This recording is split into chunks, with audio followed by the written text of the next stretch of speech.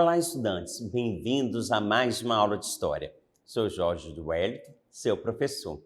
Hoje nós vamos falar sobre a China antiga. E a nossa aula vai ser dividida em duas. Então essa é a nossa primeira parte, né? A primeira parte da nossa aula, China 1. A China, também conhecida simplesmente como República Popular da China hoje, é o maior país da Ásia Oriental e o mais populoso do mundo, com mais de 1,38 bilhão de habitantes. Quase um quinto da população da Terra mora na China. É uma república popular socialista unipartidária sob a liderança do Partido Comunista da China e como uma ditadura democrática popular liderada pela classe trabalhadora e baseada na aliança de trabalhadores e camponeses, é o terceiro país do mundo em extensão territorial. Isso são dados hoje, dados atuais. Mas vamos dar um salto na história para trás, né? Vamos retornar lá no início da China.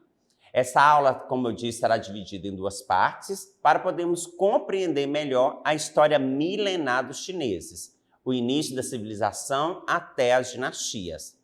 Na segunda parte, nós vamos abordar a sociedade, as atividades econômicas, algumas curiosidades, até chegar aos guerreiros de Xi'an. Vamos começar? O povo chinês originou-se no vale do Huanghe, ou do Rio Amarelo, que é o segundo mais extenso do país. As provas arqueológicas são escassas, embora tivessem sido encontrados perto de Pequim restos do Homo erectus que datam de 460 mil anos e que receberam o nome de Sinanthropus pequinensis, ou Homem de Pequim. Há provas fidedignas da existência de duas culturas de cerâmica, a cultura de Yangshao e a cultura de Longshan. O outro rio é o Yangtze, que é o maior da Ásia e um dos maiores do mundo. O rio e seus afluentes são as principais vias fluviais do interior do país. Então, nessa imagem, nós vemos aqui mais ao norte, deixa eu passar, mais ao norte, o Rio Amarelo,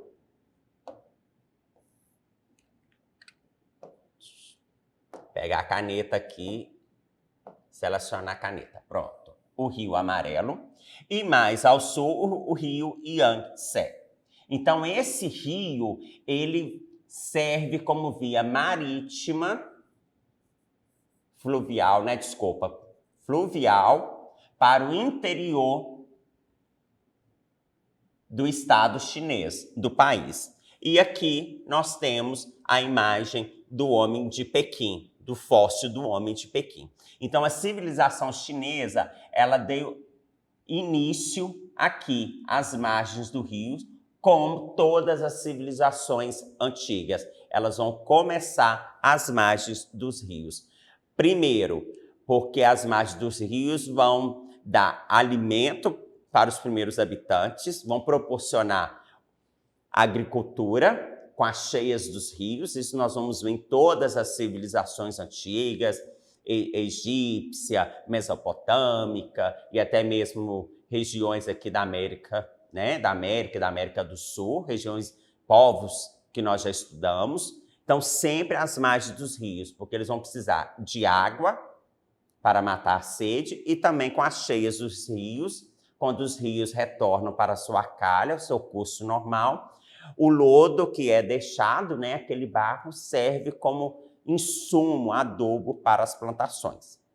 Tradicionalmente, a história da China antiga é periodizada pela sucessão das famílias pelas quais foi governada, as chamadas dinastias. São várias dinastias, em torno de 23 a 24 ao longo da sua história. Porém, nessa aula nós vamos estudar 4 dinastias: a Shang, a Zhou, a Qin e a Han. Mas primeiro nós vamos ficar com essa imagem que vão ser a sucessão de tomadas de território dos povos chineses para a formação do seu estado hoje, né? Ao mesmo tempo que as dinastias vão conseguindo territórios, dominar os outros povos, então elas vão ganhar territórios e também elas vão perdendo territórios. Por volta de 1750 a.C., iniciou-se a dinastia Shang, que foi a primeira da qual se obtiveram registros escritos. Não foi a primeira dinastia a existir, mas foi a primeira a deixar registros escritos. No final do século XII a.C., os Zhou, um povo originário do oeste, derrotaram Shang e inauguraram uma nova dinastia. A partir do século VIII a.C., iniciou-se o processo de fragmentação política.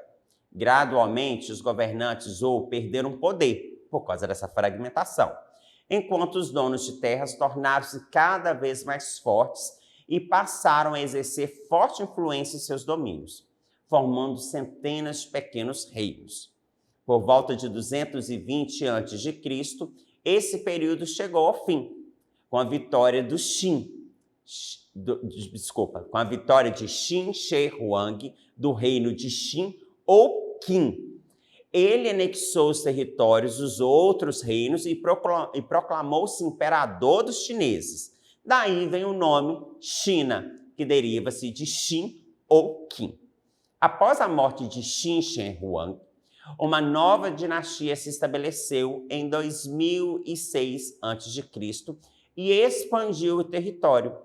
Para controlar esses vastos domínios e reforçar a autoridade estatal, os imperadores da nova dinastia, conhecida como Han, expandiram o exército e expuseram um sistema unificado de pesos e medidas.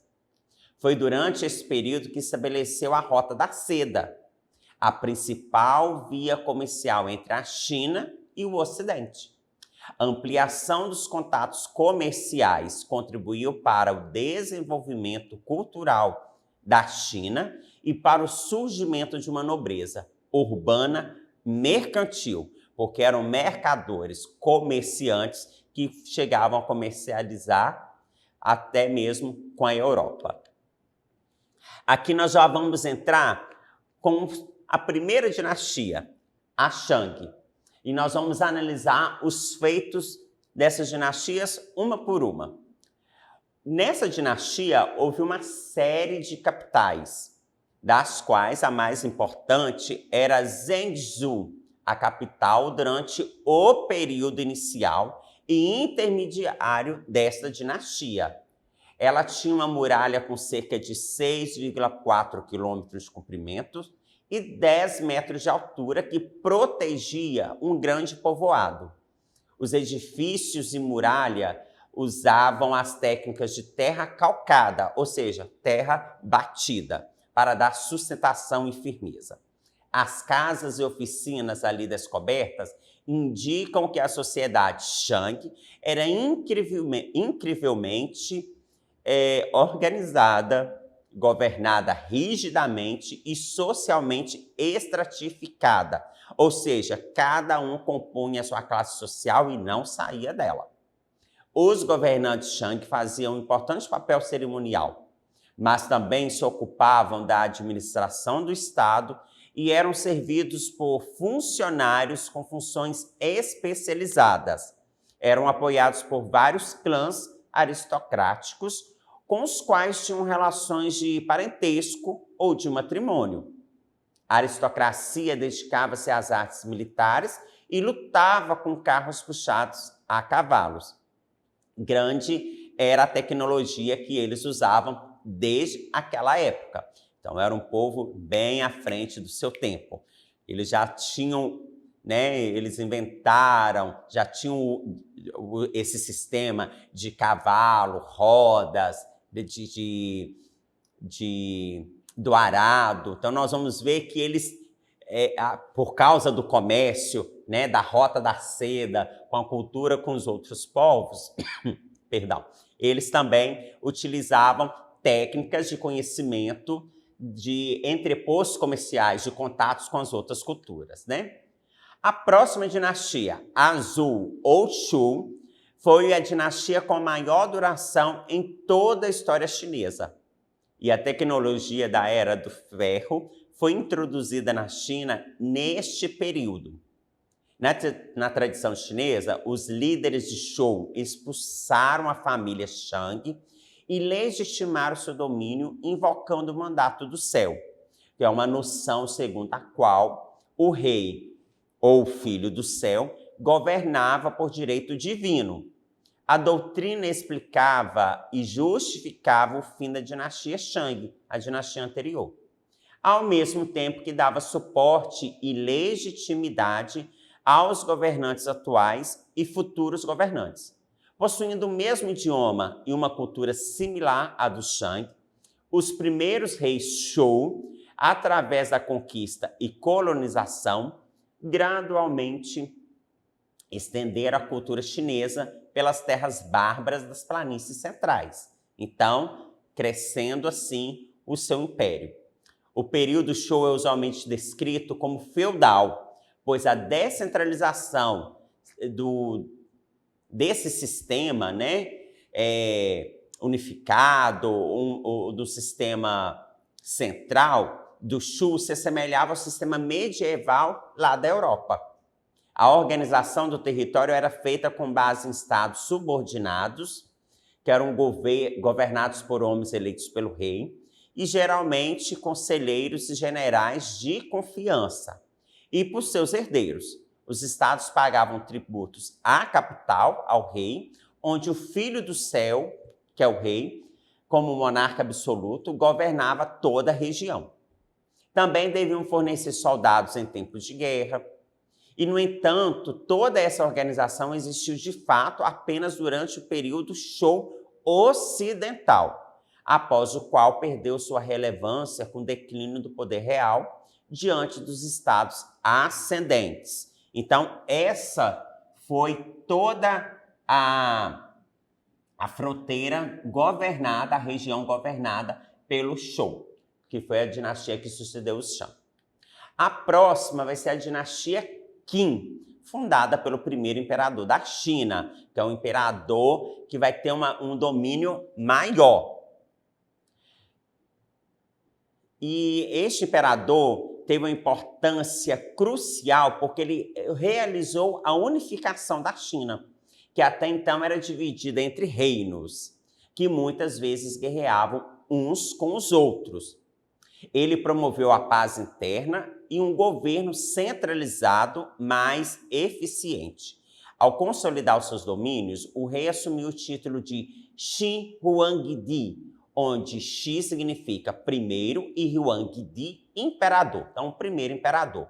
Uma palavra criada a partir dos termos Huang, Augusto, lembrando que eles já tinham contato lá com os europeus. Augusto vem dos imperadores romanos, os Augustos, e Di é o Senhor, normalmente atribuídos aos reis mitológicos lá da China antiga, esses atributos, né? A política do imperador centrou-se na unificação da China a partir de uma reforma administrativa que consistiu no combate da nobreza, na adoção de princípios e filosofias legalistas e na criação de pequenas unidades administrativas que eram diretamente ligadas ao governo central.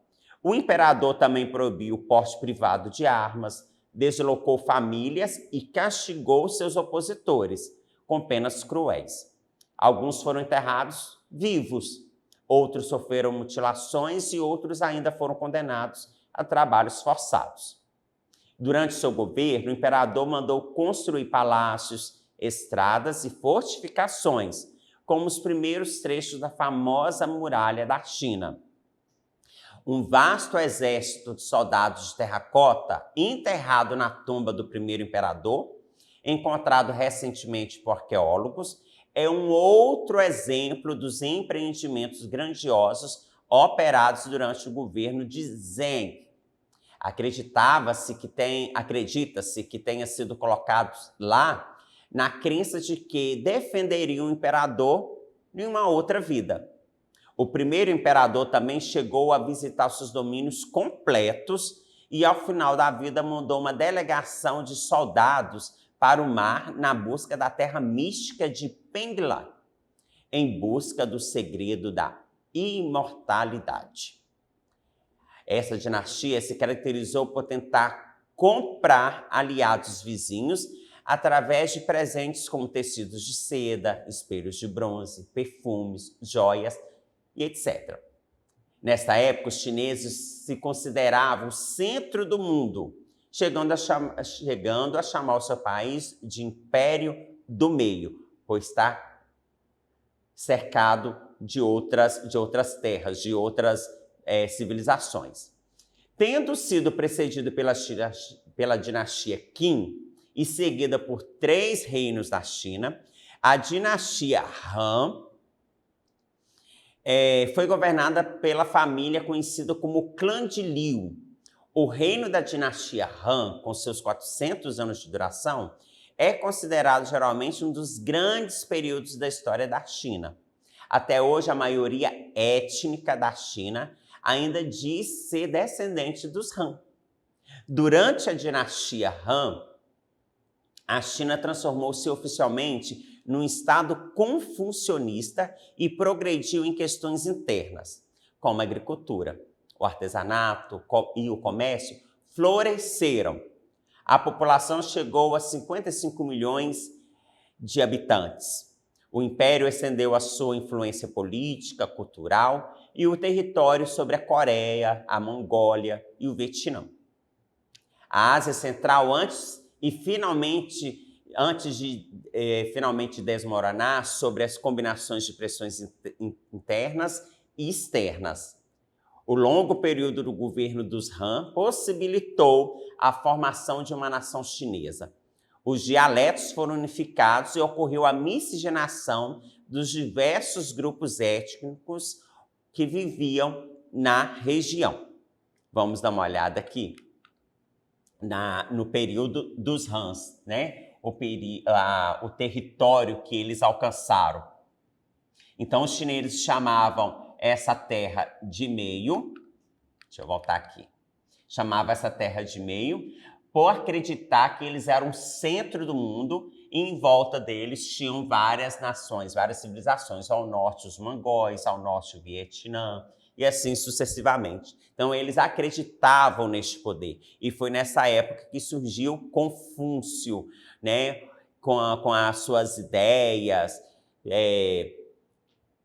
de libertação do povo, ideias mais... não ideias religiosas no sentido de deuses, mas ideias de arte, de teorias, né? De filosofia, de ideias filosóficas. Confúcio era um filósofo. Como todos os filósofos que ensinam, também tem um caráter de professor ou mestre, né? Aquele que vai professar, que vai ensinar e passar os seus ensinamentos, os seus conhecimentos. E nós vamos ver mais sobre o Confúcio na próxima aula, que nós vamos dar continuidade à dinastia, a China, a segunda parte da China Antiga. Para acessar nossas atividades na plataforma SMED GV, aponte a câmera do seu celular na imagem que aparece aqui no canto da tela. Se inscreva em nosso canal no YouTube, SMED GV, e também nas nossas redes sociais, SMED GV. Abraço a todos, até a próxima aula. Fiquem ligados!